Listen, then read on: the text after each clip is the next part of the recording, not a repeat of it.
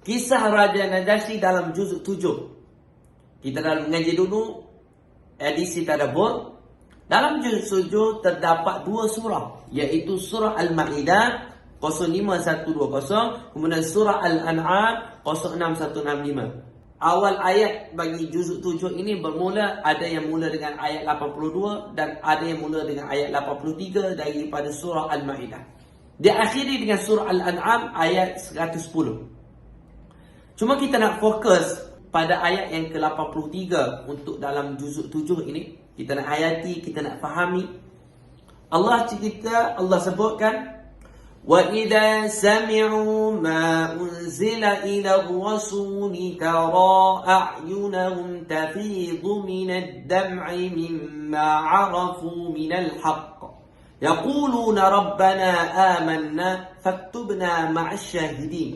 Dan apabila mereka mendengarkan apa-apa ayat daripada Al-Quran yang diturunkan kepada Rasul, iaitu Muhammad sallallahu alaihi wasallam, kamu melihat mata mereka mengalirkan air mata disebabkan kebenaran yang telah mereka ketahui daripada kitab-kitab mereka sendiri. Seraya berkata, ya Tuhan kami telah beriman, maka catatlah kami bersama orang-orang yang menjadi saksi atas kebenaran Al-Quran dan kenabian Muhammad sallallahu alaihi wasallam.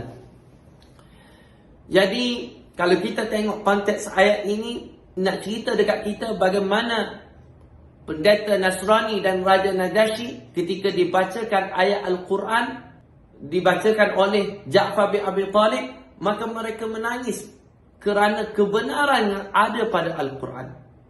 Mereka menangis. Kita nak hayati ayat ini, apa yang kita dapat kaitkan kepada diri kita. Adakah ketika kita baca Quran ataupun kita mendengar Quran, kita boleh menangis kerana dosa-dosa kita, atau kita menangis kerana menghayati ayat-ayat Quran itu? Inilah tujuan utama. Afala yatadabbaruna al-Quran.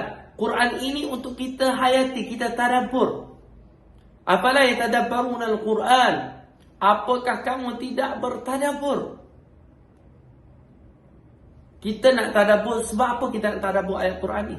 Sebab kita nak supaya dia melekat dalam hati, kita dapat rasanya. Dan apa saja masalah yang kita hadapi dalam hidup ini, kita cari solusinya dalam Quran ini. Kita cari solusinya dalam Quran. Bukan mudah untuk apa-apa saja masalah kita rujuk kepada Quran. Apa-apa saja masalah kita rujuk kepada hadis Nabi sallallahu alaihi wasallam.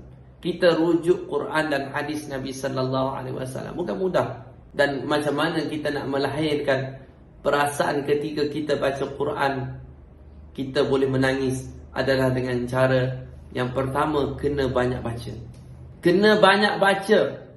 Dalam setahun kita hanya khatam sekali, susahlah untuk kita nak rasa Quran ini melekat dalam hati kita.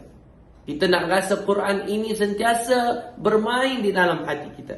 Kita kena banyakkan baca Quran. Paling kurang setahun kita kena khatam 3 kali. Dalam mengaji dulu bersama dengan Al-Mukhlisin, kita buat khatam sebulan sekali.